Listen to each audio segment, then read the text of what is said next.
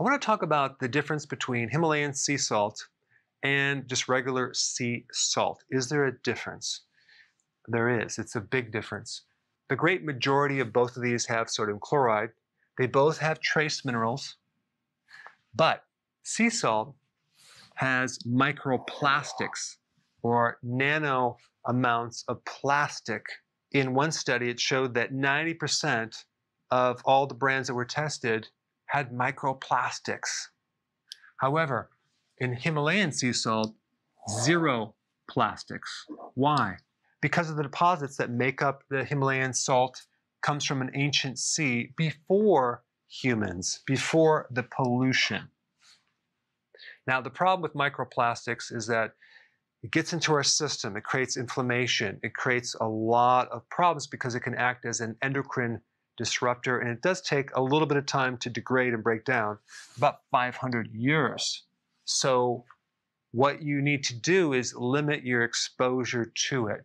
So I do not recommend consuming sea salt unless it's Celtic sea salt, or it could be pronounced Celtic. This is okay. This is from France.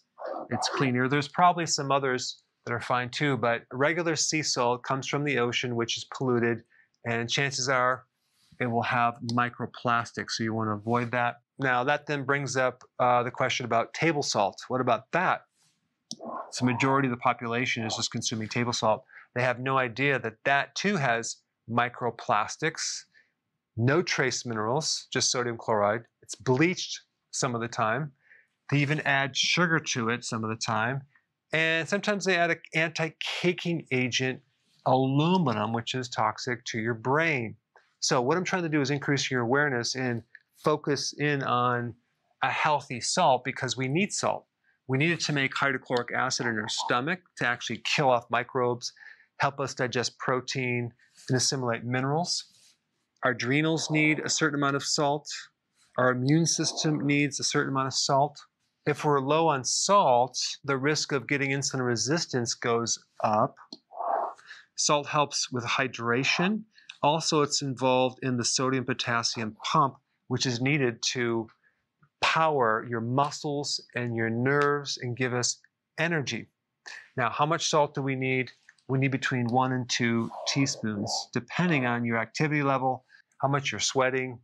But when you do keto, you want to do at least 1 teaspoon, if not a little bit more, each day.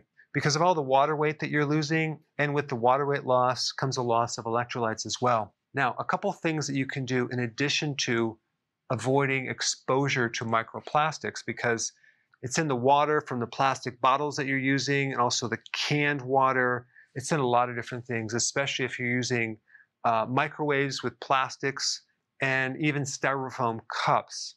If you have good friendly bacteria, there's been some studies that show that certain microbes in your microbiome can help break down some of these plastics. Number 2, consuming cruciferous food on a regular basis helps to dismantle and eliminate endocrine disruptors in general. And also, consuming enough omega-3 has a tendency to keep your inflammation down, because one of the problems with microplastics is inflammation. And so if you counter that with taking things that keep your inflammation low, you can minimize the damage to some degree. But definitely don't consume just regular sea salt. Go with the Himalayan salt, or go with some other salts like Celtic salts that don't have microplastics. So if you want more knowledge on how to create a healthy body, subscribe now and get daily notifications. Daily notifications, that sounds weird. Well, I'll just remind you on a daily basis. How about that?